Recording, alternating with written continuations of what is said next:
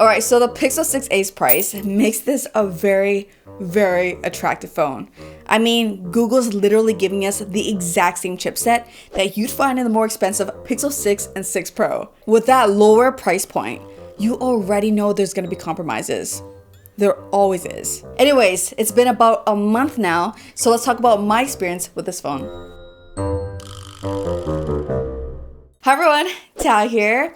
So I want to start by saying that this does not feel or look like a cheap phone.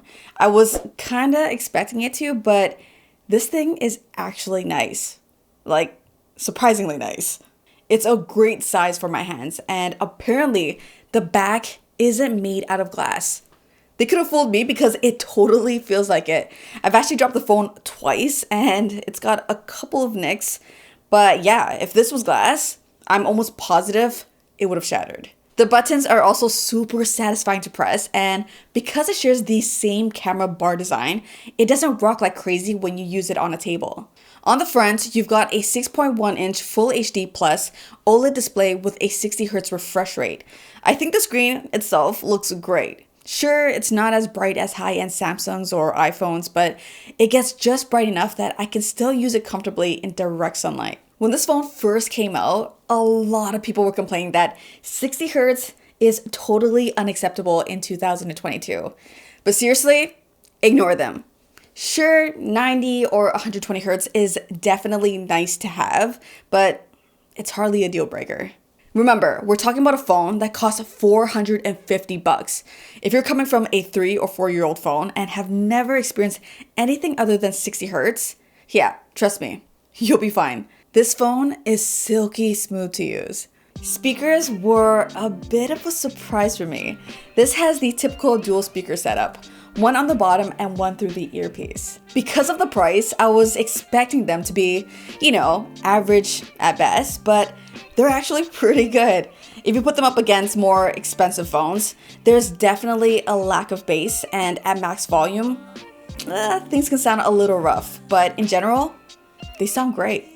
Another thing that most budget phones tend to cheap out on is haptics, which is the little vibrations when you interact with the software. The haptics on here feels really good, and I love that Google uses it for everything. Pulling down the notification shade or bringing up the app drawer vibrates the phone ever so slightly. When you scroll through your recent apps, there's these tiny precise vibrations that are so satisfying. One of my personal favorites is the vibration feedback when you use the fingerprint scanner. The scanner itself is a little slow and can be very hit or miss depending on how dry your thumb is. But I love that it vibrates once to let you know it's reading your finger, and then a second time when it unlocks. It's a nice touch. Samsung phones, for example, don't utilize haptics for any of these things. I know a lot of you could probably care less, but it's a nice little detail. In terms of performance, the first few days had me really worried because it was literally disabling camera features due to the phone overheating. This happened like 4 or 5 times, and that was with me sitting inside at room temperature. Not the greatest first impression. Thankfully, the phone got an update that helped a lot. It definitely still runs a little warmer than I'd like it to for just basic day-to-day stuff, but it hasn't disabled features due to overheating since the update. If you're the type of person who pushes their phone a lot or works in really hot environments, it might be a problem and is likely a deal breaker. A phone that runs warmer than it needs to also isn't the best thing for the battery over time. I wouldn't be surprised if the battery on here wears down quicker than normal and needs to be replaced. Something to think about if you plan on keeping it for 4 to 5 years. Now, battery life has been a bit of a mixed bag for me. On one end, when I'm at home, mainly connected to Wi-Fi, I'm getting close to 2 days. That's impressive, right? But most of us aren't spending all of our time at home. Anytime I'm out and about for most of the day, I'll come home with around 15 to 20%. Overall, battery life is pretty good. At the very least, it should get you through a day. Give the phone about a week to settle in though, because the battery drain was terrible for the first few days. I'm talking a 25 to 30% battery drop overnight. That's pretty bad. By the second week, it got way better. It was losing like 3 to 4% overnight. The only way to charge this phone is by plugging it in.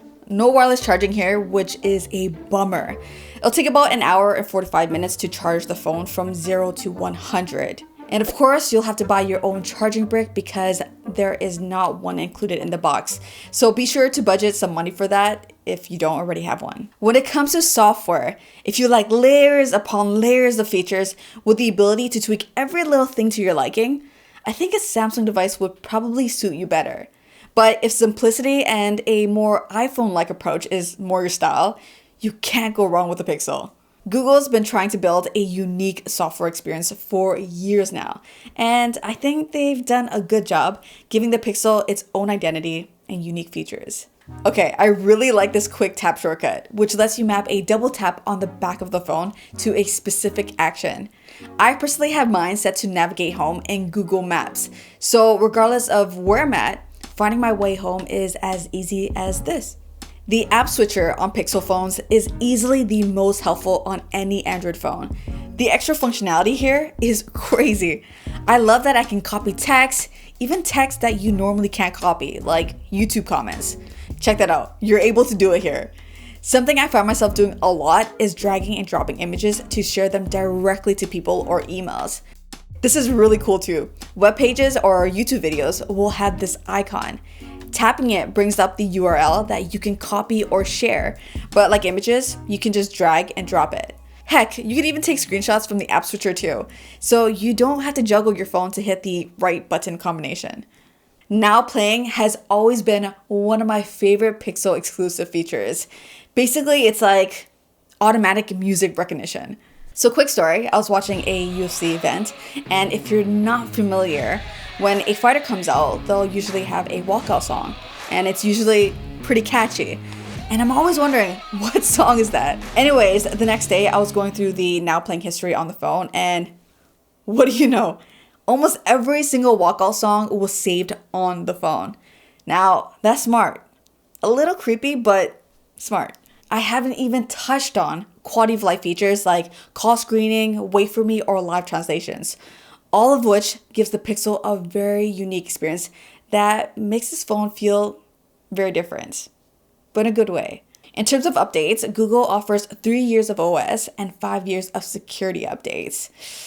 I have to throw Google some shade here because they are literally the creators of Android. How do you let Samsung outdo you when it comes to software support? I mean, come on Google, at least match what Samsung's offering. The camera hardware on here isn't all that impressive for 2022, but that doesn't stop this from being an amazing point and shoot camera. When it comes to pictures, if you put it up against phones like the iPhone SE or Galaxy A53, I'm picking this 10 out of 10 times. If I had to nitpick, night mode pictures take longer than normal to capture, but overall, the pictures are so good. It's super reliable. Seriously, this puts some flagship phones to shame. For example, I just recently gave birth and my husband used this over his $1,800 Galaxy Z Fold 3 because those pictures just weren't cutting it according to him. Making useful everyday tech more accessible for people is something I'm all for. I've always felt that Pixel phones are some of the smartest out there, and the Pixel 6a lets you experience all of it for less money. Let's be real, most of us don't need to be spending over $1,000 on our phone. If you need a phone right now and this is your budget, the 6a is easily one of the best options out. My mom is using a Pixel 3 from 2018 right now, and if that were to give out on her, this is exactly what I'd be picking up to replace it. The cameras and just the overall package is really hard to beat. Keep in mind, the Pixel 7 is right around the corner, so if you can stretch your budget just a little bit, I'd wait to see what Google brings to the table before committing. Plus, this will likely be cheaper by then too. As usual, thank you so much for watching. Until the next one, I'm out of here.